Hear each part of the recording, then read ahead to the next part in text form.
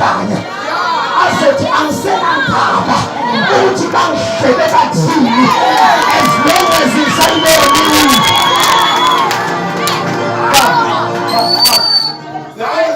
Uma ngabe lilizo sekida yabona bangabe lilizo bayofakazela abashayela as long as usawubona umgwaqo wala oyakho awishayi u10 ubuyele emuva.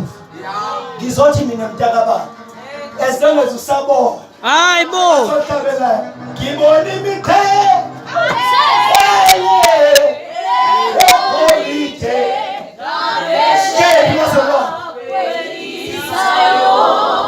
Welisa namafu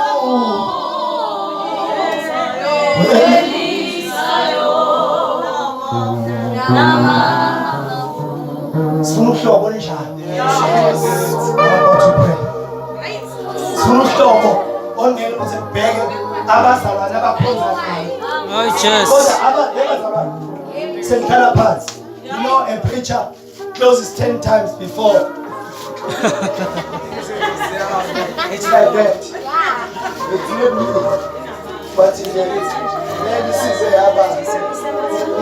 sisingenile sidinga uhlobo labazalwane these days ozokuthi malikhonza likhonze libe libhekiwe. yebo baba Ngoba uma uzokhonza amehla ke ebheka ibandla walizoba nenkinga ye-membership uthi ibandla likhulu yahamba okusho ukuthi inhliziyo yakhe ayikho uyidlulise ebandleni.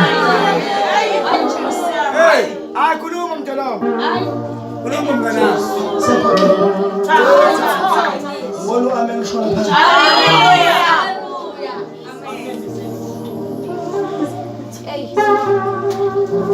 Bheka. Yazi ngiyamcabanga mfethu. Ngiyamcabanga uJohn. Ngiyamcabanga esemanzini. Phakathi nomsebenzi ayiwenza. Waphazamisa ngoba njalo uJesu mayefika phazama iprogram. yebo Iphindi ubejwayele eJordan ukuthi ababhadise engaphazanyiswa umuntu. But uma kufika uJesu ngenxa ukuthi uyabona ukuthi lo ngoba besho ukuthi mina ngimbhabhadisa ngamanzi kodwa uyeza onibhabhadisa ngayo naka sefikile sekaphola ukuthi amini ngoba mayesefikile umoya ongcwele iprogram yebandla yaphazanyiswa.